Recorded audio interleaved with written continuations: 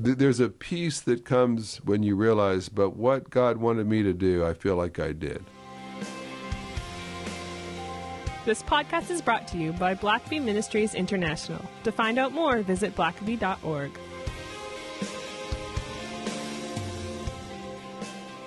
Welcome to the Richard Blackaby Leadership Podcast. My name is Sam Kemp, and I'm your host, and I'm joined, as I always am, by Dr. Richard Blackaby. Good to see you again, Sam. Always a pleasure, Richard. Never gets old. I get old, but meeting doesn't get old.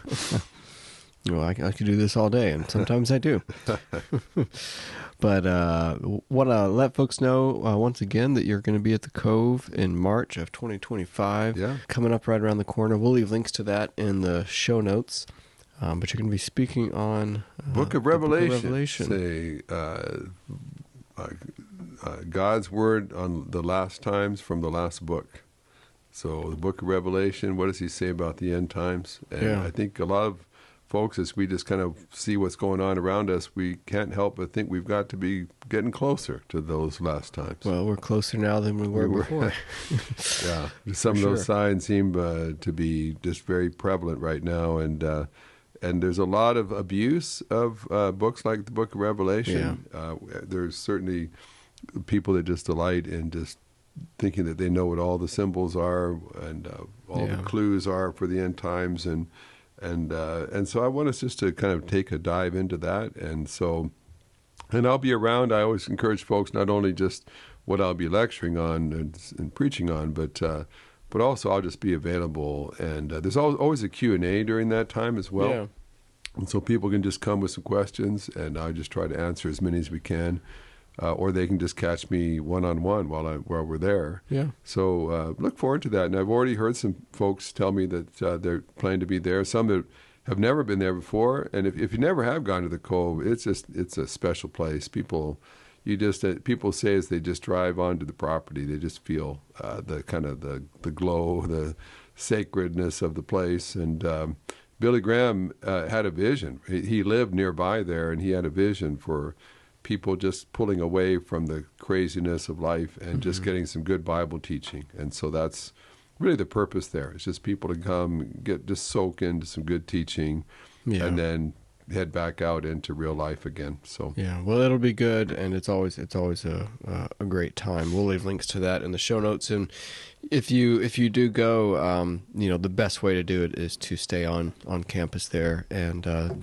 the best time to sign up for that is as early as possible, because it always fills up the house. Yeah, it always fills up, and there are other ways to go and attend it. You don't have to stay on campus, but that is definitely I think the best way, the best experience for sure. Yeah.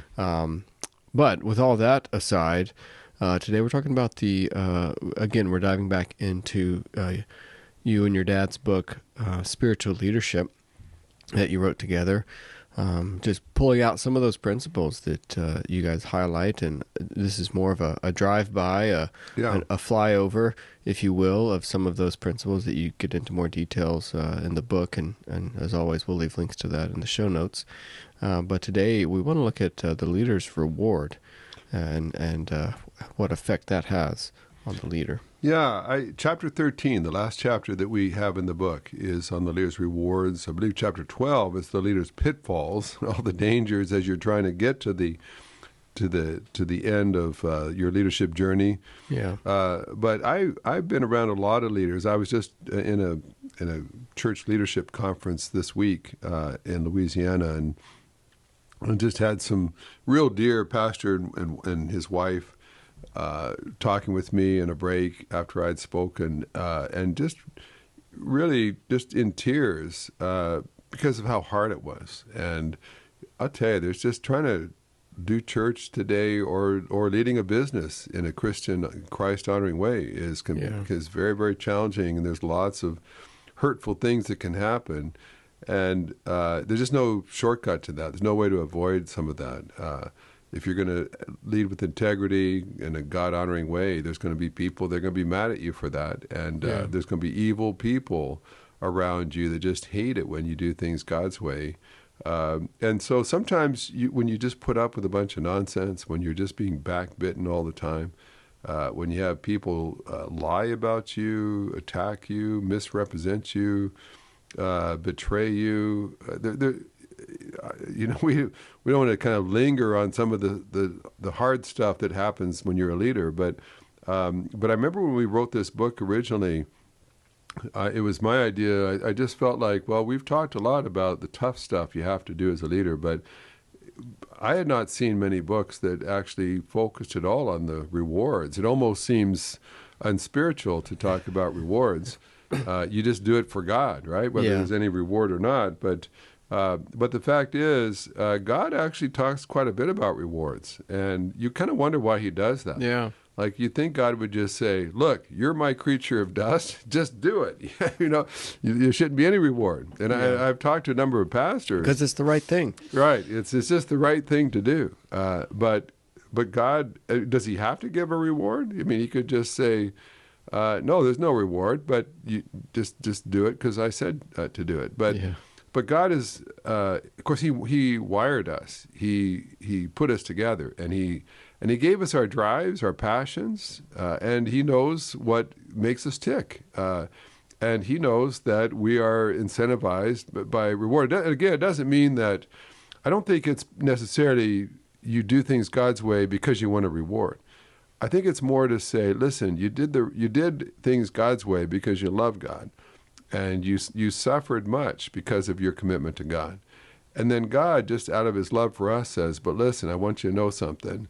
I've seen your sacrifice. I know what you've done. I know how hard you've worked. I know you went the extra mile for me, and so I just want you to know I've noticed that, and I'm going to, out of my love for you, I've got some things for you I want to reward you with. Mm-hmm. So I don't think you necessarily I don't know that rewards are necessarily meant to be the motivation. Like, you wouldn't serve God if there wasn't a reward. But I think God, just because he's a loving father, delights in rewarding us, and he is built into just the human system of humanity that you will reap what you sow. And so part of rewards are simply saying, if you do things God's way, there's a blessing that results. It's just the way he designed it. You honor God, and God honors you. And so the last chapter, we just look at a couple of what are some of the rewards, perhaps that are somewhat unique to leaders.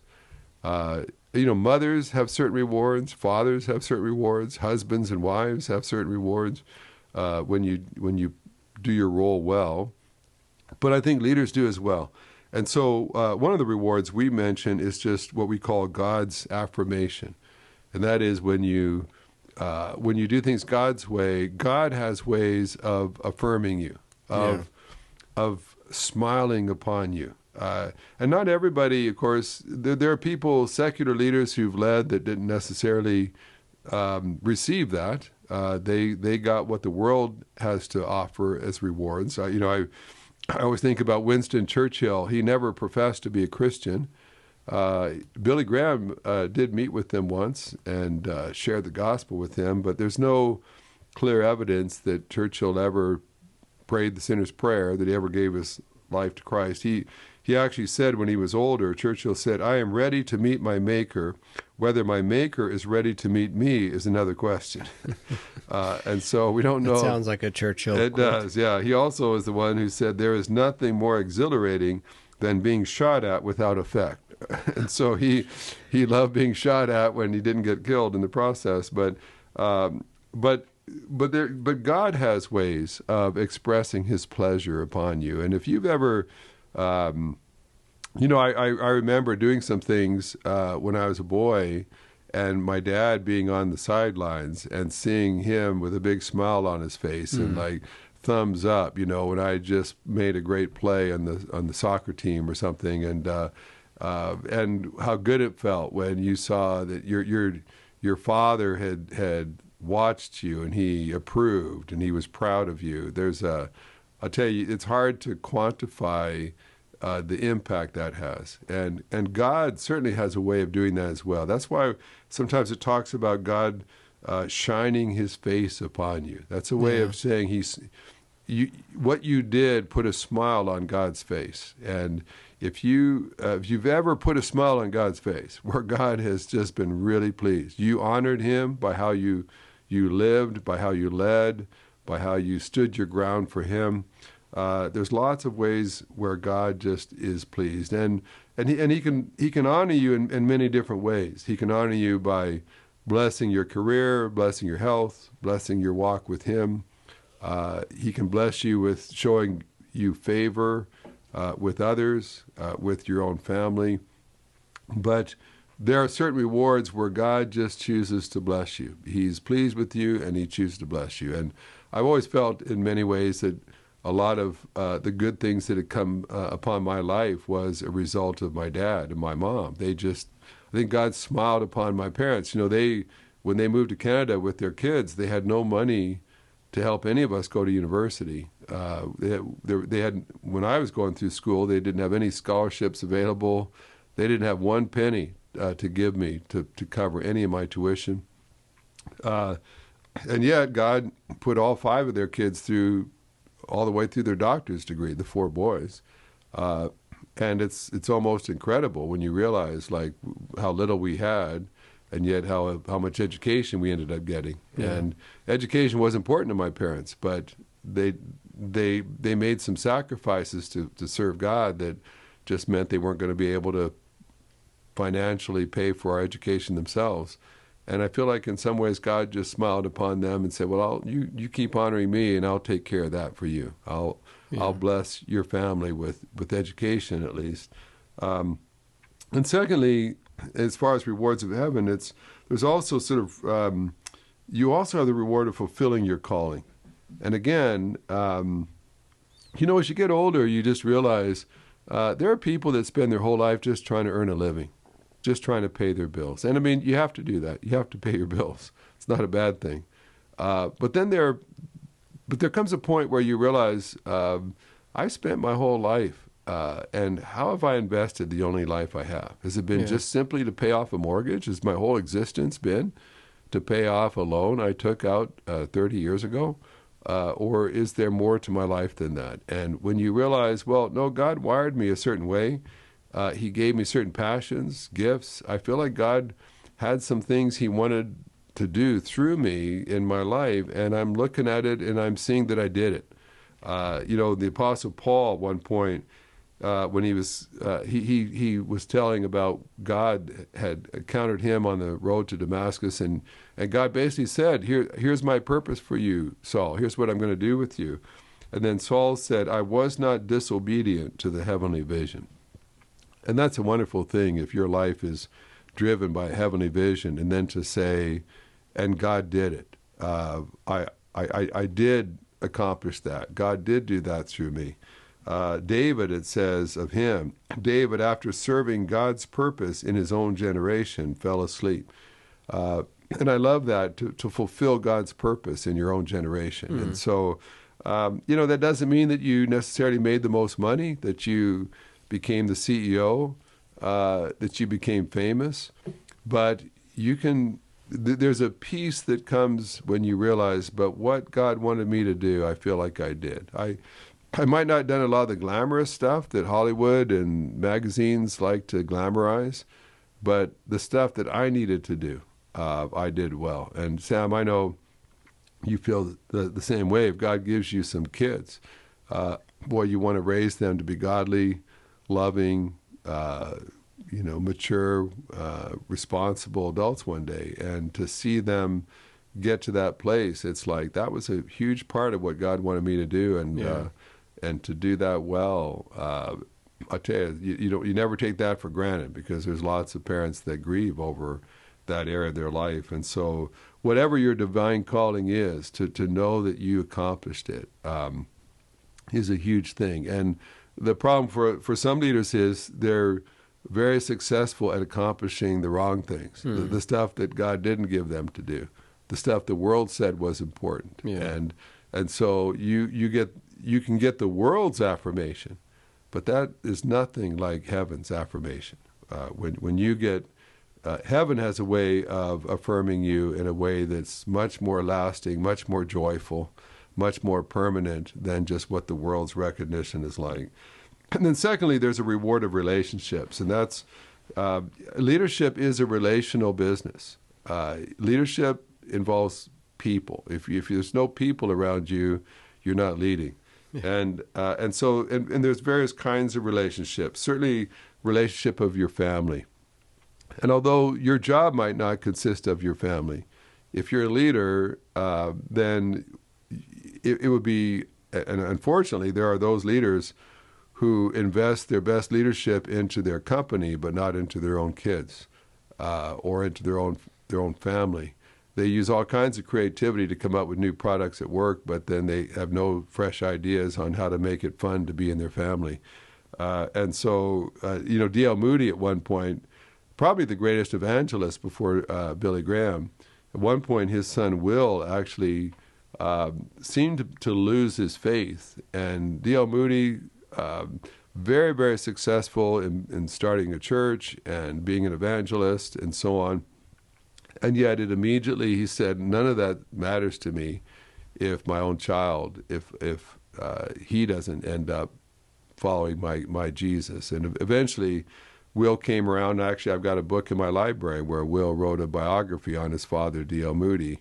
And so there is a reward in having invested in your kids. And unfortunately, that's a reward that a lot of otherwise successful leaders miss out on. They get the rewards at work, but they miss the rewards at home. Mm-hmm. And I'll tell you, you're wired to get rewards at work. You want to. That's where you spend a lot of your time. But I think wisdom teaches us that you want those rewards that come. Today I went to Grandparents' Day for your daughter, and seeing the smile on her face when her grandparents walk in the room was that's a special reward. To see joy on your grandkids' faces when they see you, I tell you, that's better than maybe a pin, a recognition pin you got at work for putting in 20 years. Yeah. It's well, I'm sure there are many, many successful business leaders who would give up every recognition and milestone and accomplishment in the business world to have some accomplishment at home with their own family. Yeah, and it is a reward, and it's no small reward either. And there's also just a reward of colleagues. We've talked before about David's mighty men, but what I've found, and I just kind of had this experience this week. I was speaking with a team of speakers that I speak with around the country. Every year we speak, maybe do about 4 conferences together. But they're all just great guys, great team leader that I get to serve under on this particular ministry. All the team are fun. We typically will gather in the city we're going to do the conference in the night before. We all go out for dinner, and we just have a lot of fun. And on this conference I just got back from, we're having, at the end of one day's session, we're having dinner, and me and a couple of other team members, we're laughing so hard that we're literally crying. And it might have been just because it's been a long, exhausting day, but I'll tell you, it is no small reward to enjoy the people you work with, and not just to work with them, but to see them as a friend. To truly look forward to being around them. And, I was telling my wife, my wife has, for years was the stay-at-home mom while I was traveling. And because of that, now I just have friends and colleagues and people I've worked with all over the world. And it just seems like, I'll realize, it looks like I'm going to be in this city here. I've got friends that live here. I've got people I've worked with here. I know a pastor in that city. I should reach out to them, see if we could maybe get together while I'm there. And I don't say that to brag about myself, just to say it adds a great level of joy to have, over the course of a career, to have made friends along the way. Colleagues that even if you don't work for the same organization anymore, they're still friends, and you keep up. And of course, Facebook and social media one of the positive things that come from that is your ability just to stay in touch with people that you work with in the past. And there are people, if I post and say, hey, I'm going to be doing a conference in this city, there'll be those who reach out, hey, you're going to have any free time? Like, could we meet for breakfast? Or like, when are you meeting? I'll come by. Maybe we can, get connected at some point. And that's a reward. When you've lived your life with integrity, when you have loved the people that you work with, when you've tried to be a blessing to the organizations where you worked. We've mentioned this before, but any place where I've worked before, I would be thrilled to go back and visit. And I would love to see some of those folks that I worked with in the past. I would have no hesitations. I would not think, oh, I'd love to go back where I work, but I'd hate to run into that guy. He and I were really at odds with each other. I wouldn't think that way. I would think, I really love those folks. I wept when I had to leave there. I'd love to go back and see how they're doing. And that's one of the rewards, is just that over the course of a lifetime of leadership, you rub shoulders with lots of different people, and you get a chance to love and bless and encourage and equip and train all kinds of people. And if you've done it well, there'll be people all over who really would love to see you again. And just I remember being traveling internationally several years ago, and had someone that connected with me in another country that I used to work with, and they made a point of wanting to take me out for lunch, and they specifically thanked me and said, listen, you believed in me, you gave me a lot of grace. And he said, boy, looking back, I realized just now just how much grace you showed me, and I really want to thank you. And here we are on clearly the other side of the world, and I've got someone I'm having a delightful lunch with them, and I really like them. But that's one of the rewards, is and that's why you don't want to go through your leadership career using people. You want to go through your leadership career growing and blessing people, and then those people will be your friends, and they'll love to see you again. And then lastly, just legacy. There's a reward of legacy, and that you leave things behind. We all are just a vapor, as the Bible says, soon to pass from this life. And vapors don't usually leave a whole lot of legacy behind. They're here right at the moment. They're gone in a blink of an eye. But what a reward when you can leave things behind that people still feel the positive impact of your vaporous life that passed by. And so certainly you can leave a legacy with your family. I of course, my own journey, I lead my father's ministry. I promote and teach books and things that my dad taught. This book that we're unpacking on spiritual leadership, I wrote with my dad. And I feel like I'm a custodian in a sense of my dad's legacy. And because I love my dad, I respect my dad. I don't honor him out of duty. I honor him because I think he was a great man of God, and the world still needs to hear what God taught my dad. But what a joy! And hopefully, when my time comes up, my kids, my son-in-laws, and others will have picked some good things up for me along the way that they'll teach their kids, and they'll teach others. And so even when I'm not able to promote this teaching and truth anymore, there'll be others that can carry it on, and my legacy, my influence can continue. It was Caesar Augustus, as he was dying, he said, "I found Rome built of clay. I leave it to you in marble." And of course, he's a secular guy, but he's saying, when I came on the scene, everything was in clay, but I upgraded it. I made it better. And now it's all in marble. And I like that imagery of just saying, your legacy is, did you make something better? As you leave the scene, as we all will, are some things better? And a lot of times after a while, people don't even remember that it was you that did it. They just know that's how it's done here now. Or we work in this really nice building, but When I go back, I was back at my old seminary a couple months ago in Canada, and I walk in, and I was responsible for building the main building that is the academic building today, and renovating the earlier building that the two main buildings that the seminary uses.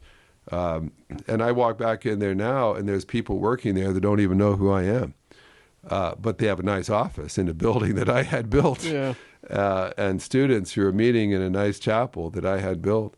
And I can go back, and they're not even sure who I am, but they're enjoying the benefits of my leadership in my day. And that's all right. It's not about so much me as that are people still being blessed because of how I led and what I invested in. And lastly, just along with that, is just contributing to a successor. It's not all of us can do that. Sometimes we move on, and then a successor is chosen later. But even if that's the case, and I've had successors that took my place in various jobs, but I've typically tried to circle back around and try to be a blessing to them, an encouragement to them, and be a chief cheerleader for the person that followed you. And when you find a successor, especially who gets what you did, who appreciates what you did and wants to build on what you did, that is a blessing. And certainly at the seminary in Canada, where my cousin Rob is there now, he honors me as his predecessor, and I honor him as the successor, and that again is a blessing. It doesn't always work out that way. Sometimes people that come after you don't appreciate that necessarily, but I know that at least on my part, I can try to do everything I can to be a blessing as well. Yeah. And when you're welcome back to somewhere that you led before, when your kids want you to come and be with them, and to spend maybe Christmas with them, or they want you to go on vacation with them. When I led them, and I had to discipline them, and I had to straighten them out and tell them no, and yet later they want you to be with them on special holidays. It's like, wow, thank you, Lord. The fact that I invested in these people, and I certainly didn't lead perfectly, but you led in such a way where your people understood you cared about them and you wanted what was best for them. And there are people that to this day appreciate that. Yeah. That's a reward, and it may not necessarily be a monetary reward. You might not be able to cash that at the bank. Yeah. But I'll tell you what, it brings a lot of joy to a person's life to know I lived in a way that a lot of people appreciate how I lived my life and how I led. And so there's lots of rewards to leadership, and I think why it's important to mention that is because there's also a lot of pain and suffering that comes from leadership, and sometimes that gets highlighted, and it burns a lot of people out. But I would say if you find a way to just kind of stick with it, persevere, keep your eye on God, keep trying to be a blessing. Not everybody will appreciate you. There'll be some people that along the way that gave you kind of a rough road. But there will be others that will be grateful and will be forever changed. And that's, if you look at them and enjoy them and remember them, that is one of the rewards, truly, that comes from leading well. Yeah, we'll take time to savor those wins along the way. Not just finishing well as a leader is a great reward, but even along the way, savoring the wins and appreciating the positive things along the way. So thank you, Richard, for taking the time to walk us through this and focus on something that we don't often talk about, and that is the reward of leadership. Yeah. Thanks for listening to the podcast. If this is something you enjoyed, it really makes a difference if you leave a review and a 5-star rating on Apple Podcasts or wherever you listen. Don't forget to subscribe and share with your friends. We always love hearing from our listeners, so email us at podcast@blackaby.org.